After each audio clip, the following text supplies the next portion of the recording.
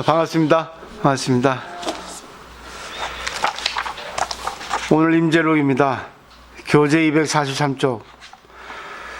이제 후반부에 들어섰네요.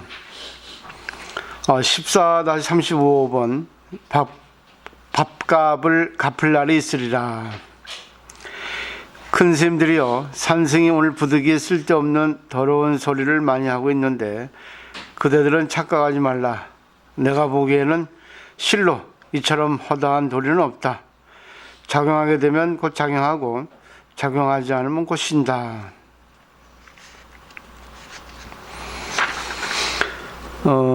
임재 스님이 깨달은 분인데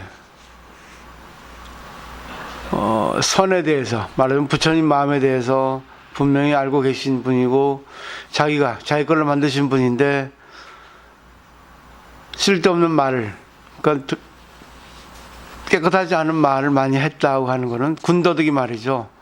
말이라고 하는 것은 상대적인 개념이 있기 때문에 더럽기도 하고 나빠지도 하는데, 깨닫지 못한 사람들이 듣기에는 아무리 임재 스님이 진리에 가기 위한 가르침을 설해도 그걸 받아들이지 못하면 더러운 말이 됩니다. 그렇기 때문에 그런 거를 말씀하신 거예요. 결국 불교는 공이라고 하는 겁니다. 요거를 분명히 생각하셔야 되는데, 이 공이라고 하는 실체가 없어요. 때문에 무아입니다. 무아는 내가 없어요. 내가 없다는 거는 내가 지금 살아가고 있지만 내 몸을 가지고 임시 인연을 가지고 내 몸이 이렇게 성립된 거죠. 그리고 내가 이게 존재하고 살아갈 수 있기에는 많은 사람들의 인연이 없으면 안 됩니다. 모든 도움을 받아서 내가 이렇게 존재되어주고 있거든요. 근데 그것이 자연이라는 겁니다. 근데 그 반면 나도 많은 분들에게 도움을 주고 많은 분들을 존재시키는 거죠. 그러니까 서로가 도움을 주고받는 그런 관계, 바로 인연 관계에 있는 것이 이 세상의 진리입니다. 근데 그게 자연스러운 건데 인간은 그 이치를 모르고 내가 해줬다, 당신에게 받았다, 나는 싫다, 나는 좋다, 이렇게 얘기를 하고 있거든요. 그러니까 임재 스님이 진리의 말씀을 설한 것이 좋은 곳인데 불구하고 받아들이는 사람 입장에서는 그것이 안 좋은 곳이 되기도 하고 좋은 곳이 되기도 합니다. 그렇기 때문에 이렇게 말씀하시는 거예요. 다른 건 없다는 거죠. 그러니까 작용하면 작용하고 작용하지 않으면 그냥 쉰다는 말이 그 말이에요. 그 다음에 보시죠. 다만 제 방에서는 육도만행을 부처님의 법이라 말하지만 나는 그것을 장엄하는 것이고 불사를 짓는 일이지 불법은 아니라고 말한다. 몸과 마음을 깨끗이 하는 제계를 지키고 계행을 가지고 기름이 가득 찬 그릇을 들고 가도 출렁거리지 않게 조심스럽고 신중하게 행동하더라도 도를 보는 안목이 밝지 못하면 모두가 빚을 지지 않을 수 없으니 밥값을 갚을 날이 있을 것이다. 어째서 그런가? 불도에 들어와서 이치를 통하지 못하면 몸을 바꾸어 신도들의 시주빚을 갚아야 하기 때문이다. 그래서 장자가, 여기서 장자는 이제 나이 든 분을 얘기해요. 81살이 되자 그 집에 있는 나무에서 비로소 버섯이 나지 않았다는 이야기도 있는 것이다.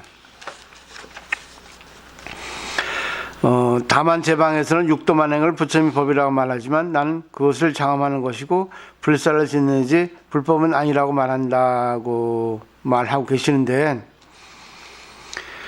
육도만행은 깨달은 분들, 깨닫지 않아도 어느 정도 이치를 알면은 육도만행입니다. 육도는 육바람이래요. 만행이라는 것은 육바람이라서 만 가지 행이 나온다는 해서 육도만행입니다. 결국은 공부를 하게 되면 이제는 자기가 그렇게 많은 도움을 받았다는 걸 알기 때문에 남에게 도움을 주려고, 이익을 주려고 애를 씁니다. 그리고 남이 안 좋은 거는 커버해주고 또 남이 좋은 거는 더 좋게 해주려고, 남에게 이익을 주려고 이 보시를 시작해서 육바라밀을 실천하게 되는 거죠. 근데 그건 장엄하는 것이라 했어요. 결국은 이 세계를 꾸미는 겁니다. 우리 인간은 민얼굴이라 하죠. 그것이 원래 본 얼굴인데 그걸 장엄하는 것은 화장을 하는 것이고 옷을 또 꾸며서 입는 겁니다. 결국은 이 인간 세계는 자연인데 자연을 꾸미는 것이 육바라밀이고 그게 인연이라는 거죠. 그리고 불사를 짓는 일이라고 하지 불법이 아니라 한 거는, 불법은 민얼굴, 민낯이거든요. 자연이거든요. 공이거든요. 무하거든요. 그렇기 때문에 불사를 짓는 것, 장엄하는 것이 불법 자체는 아니라고 말하는 겁니다. 불법 자체는 투명하고 그냥 맑은 거예요. 근데 우리 인간은 거기에다가 화장을 하고 거기에다가 꾸미고 장식을 하고 장엄을 하고 하는 거죠. 이거를 분명히 아셔야 됩니다. 근데 우리 인간은 꾸며서 살지 않을 수 없습니다. 꾸며서 살되 결국은 뭐죠? 내가 해줘도 해줬다는 생각하지 말고 내가 받아도 받았다는 생각에 너무 집착하지 마라. 받으면 고맙다고 하고 내가 주면은 줄 수 있어도 고맙다고 해야지만이 이것이 바로 여기 해당되는 뜻이라고 저는 감히 말씀드릴 수 있어요. 그 다음에 몸과 마음을 깨끗이 하는 재계를 지키고 계행을 가지고 기름이 가득 찬 그릇을 들고 가도 출렁거리지 않게 조심스럽고 신중하게 행동하더라도 도를 보는 안목이 밝지 못하면 모두가 빚을 지지 않을 수 없으니 밥값을 갚을 날이 있을 것이다. 결국 내가 스님이, 여러분들이 아무리 공부를 해서 형식적으로 몸을 깨끗이 하고 말을 깨끗이 하고 행동을 깨끗이 해도 도를 보는 안목이 없으면, 그리고 도가 무엇이란가 하는 것이 자기에게 갖춰지지 않으면 결국은 신도문의 시주문을 갚아야 할 날이 온다는 거. 그러니까 여기 대상이 스님들이죠. 요 글을 볼 때 그러니까 스님들에게 일침을 놓는 거죠. 저는 이제 제가 볼 때 이렇게 이걸 설명드리니까 넓게 해석을 한 것뿐이고, 그러면 스님들이 신도문의 시주문을 받습니다. 저도 물론이고. 근데 형식적으로 겉을 꾸미고 그리고 청정한 척, 그것도 참 좋은 겁니다. 대단한 거죠. 근데 진실로 도라는 것이 무엇인가를 알면은, 도는 결국 인연이거든요. 인연에 있어서 서로가 좋게 하는 겁니다. 근데 이 세상의 인연은 하나가 좋으면 하나가 나쁘게 돼 있어요.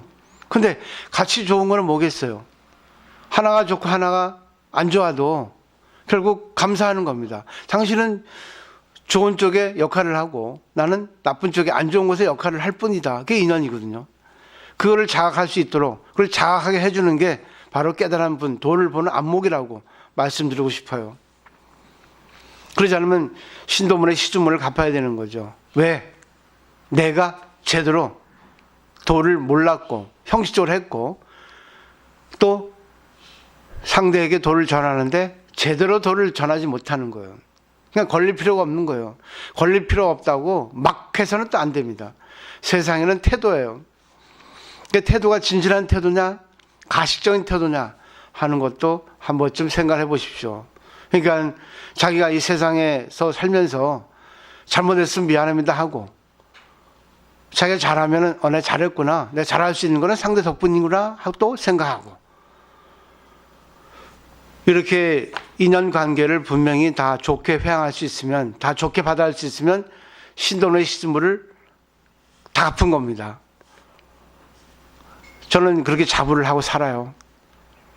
순간 겉을 꾸며가지고 순간 아름답고 청정하다고 한 그것 갖고는 오래 못 가거든요. 인간은 연속성이 없어요. 안 좋은 거면 연속성이 있거든요. 좋은 거 연속성은 결국 뭐겠어요? 서로 좋게.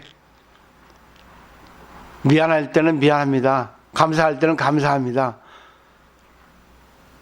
그렇게 얘기할 수 있는, 생각할 수 있는 진실한 그런 관계를 가질 수 있는 게 바로 깨달은 사람의 마음 자세고 생활 실천이라고 말씀드리고 싶네요. 그 다음에 보죠.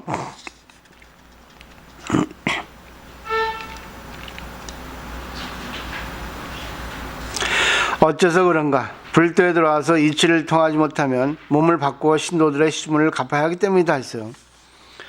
내가 불문에 들어와서 스님이 되어서 불교를 공부하는데 불교에 대해서 이치를 분명히 밝히지 못하고 그냥 형식적으로 겉모습만 보고 불도의 그 아웃라인만 그냥 헤아려 가지고 형식적으로 청장하게 생활하고 형식적으로 좋은 말만 하고 형식적으로 신도에 맞춰서 나의 그 육신을 갖다가 연명한다면 그런 신도문의 시주문을 갚아야 된다는 거죠.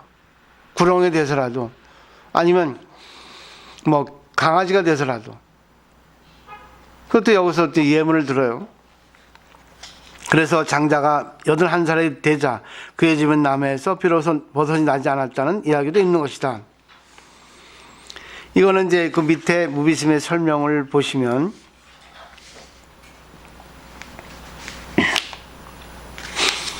몇 페이지죠? 맨 밑에죠? 246쪽이죠.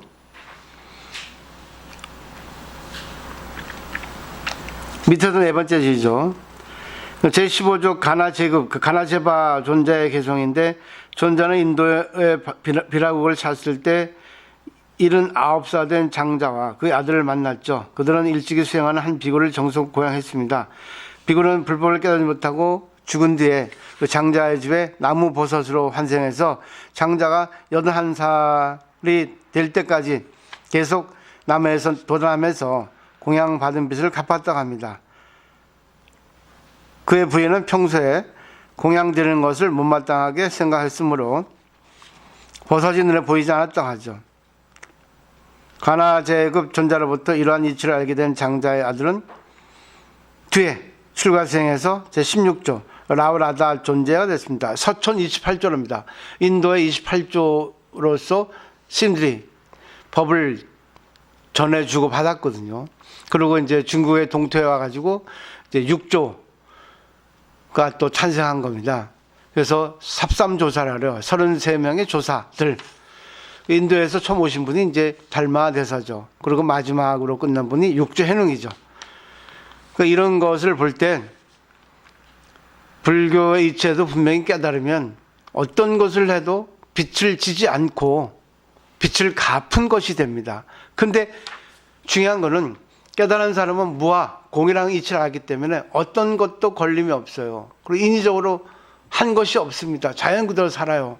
인위적으로 했어도 자기가 했다고 하는 것이 없습니다. 근데 우리 중생은 어떻습니까? 했다, 내가 잘났다, 내가 못했다, 전부 그러죠. 근데 그렇게 해도 좋습니다. 그 대신 우리 이 세상에서 벗어날 수 없기 때문에 어떤 일에 대해서 분명히 옳고 그름이 이 세상에 있습니다. 내가 옳았다고 해도, 내가 잘못했다고 하더라도 인연관계에 있을 때는 서로가 잘못한 거예요. 내가 잘해도 상대를 못하게 한 내 잘못이 나한테 있는 겁니다. 내가 못했다는 걸 알면은 미안합니다 하고 얘기해야 됩니다. 이게 바로 무아라고 하는, 공이라고 하는 진리를 분명히 알게 되는 거예요. 근데 여러분들은 못하잖아.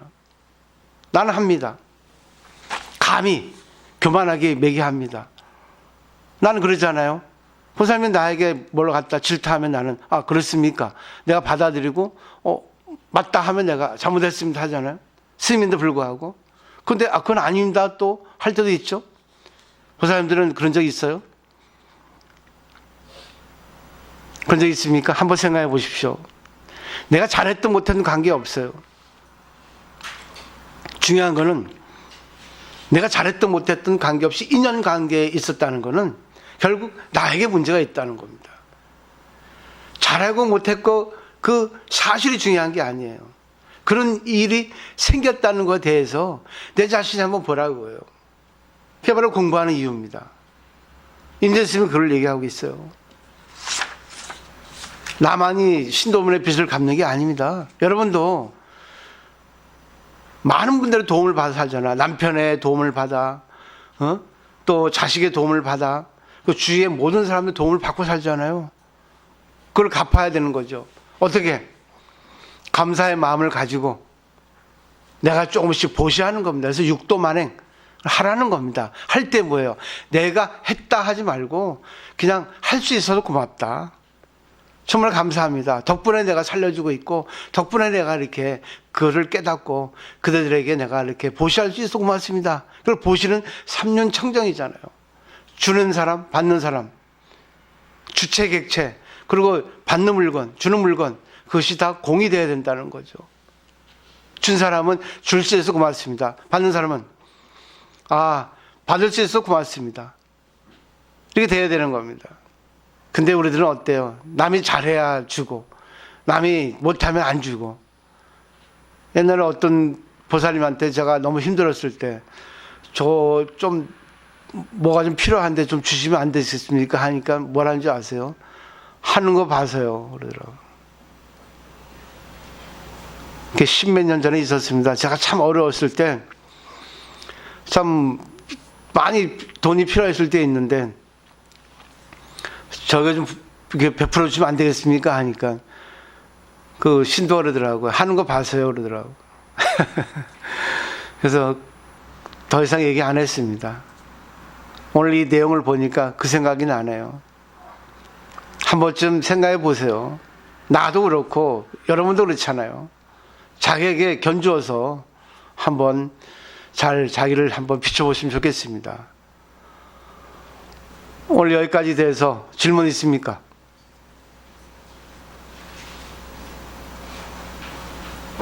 그럼 마치도록 하겠습니다. 그리고 제가 이런 강의하는 거는 하나도 오차가 없도록 저는 강의할 때 부처님한테 빕니다. 내가 강의하는 데서 부처님 가르침에 벗어나지 않게 해달라고. 말은 공이에요. 내가 아무리 보살님한테 좋게 말해도 공이기 때문에 나쁘게 받아줄 수 있고 좋게 받아줄 수 있어요. 내가 아무리 나쁘게 말을 해도 공이기 때문에 그걸 좋게 받을 수 있고 나쁘게 받을 수 있어요. 나 양귀보살한테 맨 잔소리해도 양귀보살 내 말 아니까 좋게 받아야 되잖아요. 순간 들을 때는 기분 나빠요. 왜? 맞기 때문에. 근데 자기를 위해서 얘기해 준다는 걸 알잖아요. 그 뒤에서 나보고 잔소리꾼이라 하잖아요. 내가 잔소리 안 했으면 지금 이렇게 바뀌었겠습니까? 안 그래요? 근데 모든 건 공인 거예요. 어떤 것도 다 사물의 실체가 없는 거예요. 그게 바로 무아입니다. 이거 공부 못 하시면 안 돼요. 이거. 그래야지만이 보살님들 자기 성장이 있는 거죠. 어떻게 하라고 하는 말 부탁 안 해요, 이제는. 알아서 하시면 돼요. 난 거기에 맞게 내가 역할을 분배하면 되는 거고, 거기에 맞게 내가 부탁을 하면 되고, 거기에 맞게 내가 포교를 하면 되는 거예요. 그래서 앞으로 이제 새로운 사람들 위해서 하는 거예요. 지금까지 하신 분들이 지금 터닝 포인트가 되지 않으면 안 됩니다. 바꾸셔야 됩니다, 자기를. 저는 더 이상 이제는 저에게 자상함을 바라지 마십시오. 저에게. 제가 너무나 잘못했어요. 그냥 일상하고 그렇게 할 테니까 그렇게 좀 알고 계시면 좋겠습니다. 그리고 내가 부탁할 때는 부탁할 거예요. 그죠? 나는 지금 너무 힘이 없어요. 너무 열등감에 빠져 있고 너무 우울증에 빠져 있습니다. 자신이 없어요, 사실은. 옛날처럼 돈이라도 인력이 있었으면 돈 때문에 내가 하잖아. 옛날 어느 목사가 그러대요. 자기는 자기가 설교할 때 100만 원을 꼭 주머니에 넣고 한다고. 내 주머니에 돈 없어요. 그러다가 내가 절돈 쓸 거 있어요? 절돈도 없는데 꼭 필요하면 쓰죠.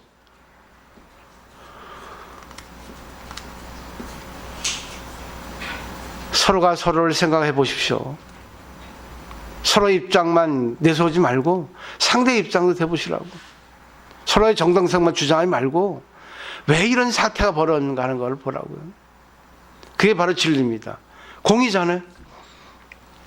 공은 인연이에요. 근데 인연이 공이라는 거예요. 그죠? 실체가 없기 때문에 뭐예요? 모든 것은 인연인 거예요. 인연이기 때문에 그 인연이 또 뭐예요? 시간이 지나면 또 공인 거예요. 그러니까 모든 걸 공으로 보는 거예요. 그 대신 자기가 어떤 사물을 볼 때 어떻게 보는 그 현상은 자아가 나오는 겁니다. 그래서 그 사람의 말을 보고 그 사람의 마음을 아는 거예요. 어떤 현상을 보고 뭔가를 추론할 수 있는 거예요. 이렇게 분명하게 공부하는 데란 말입니다. 어떠냐 하는 게 중요하지 않아요. 다만 어떤 현상을 통해서 서로를 갖다 배우는 겁니다. 왜 이런 게, 왜 내가 어떻게 이렇게 되는 건가. 오늘 여기까지 하도록 하겠습니다.